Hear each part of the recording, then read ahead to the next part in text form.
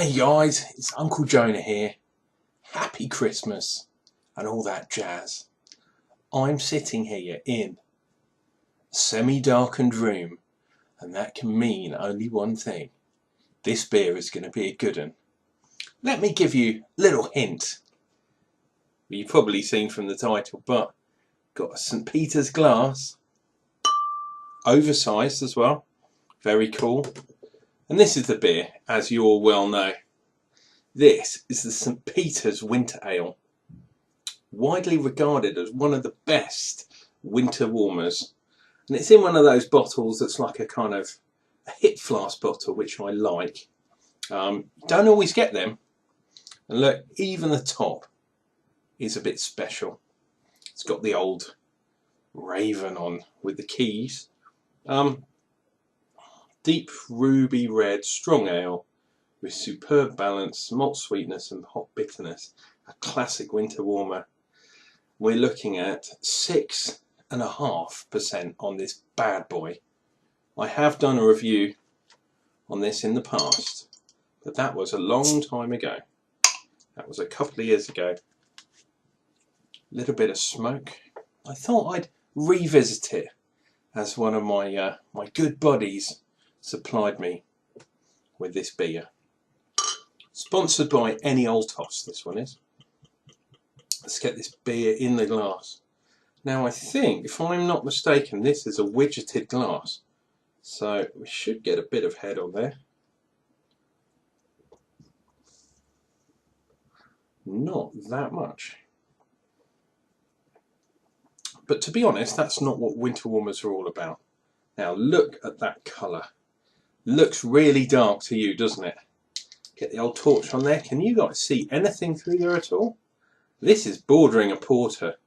They say it's a winter red ale, but this one's dark as anything. And if you look at the head, even the head is dark.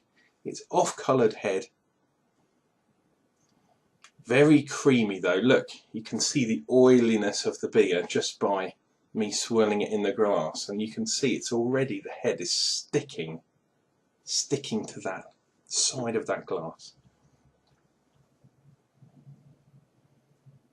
And as a true winter warmer and a porter goes, we're getting the sweetness of the malts, but we're also getting that sort of roasty dark aroma. Definitely a kind of hint of chocolate there, and a kind of coffee towards the end. Definitely sugary, sweet molasses, that kind of thing. Maybe a hint of tobacco as well.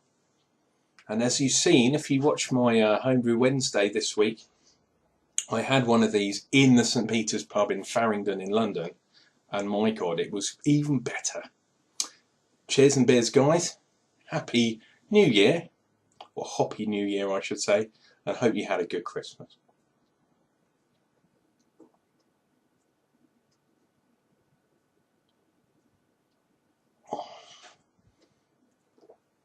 Oh, getting that bitterness. Up front, all roasty, then I'm getting that bitterness and that kind of coffee stroke tobacco kind of infused sort of taste. There's definitely some chocolatey malt in there, some dark malt. But I'm also getting a sweetness. Very nice balance in this beer, and that's what makes it good. Yeah, we're getting that sweetness, that sort of dark molasses treacle even, but it's balanced very, very well with the bitterness within this. So it's got quite a lot of hops in, it must do. 6.5% Chamon. And the alcohol, I mean, 6.5 isn't that strong. I mean, we're bordering winter warmer here, but you wouldn't know it's a strong beer. You really wouldn't. Let's have a look. No, not a hint of what kind of hops have been put in there. And does it matter, to be honest? There's no real hop on the aroma. It would be interesting to see what they use, to be honest. Norfolk, or Suffolk I should say, the Wold, the Bump, East Anglia, Yeah, come on.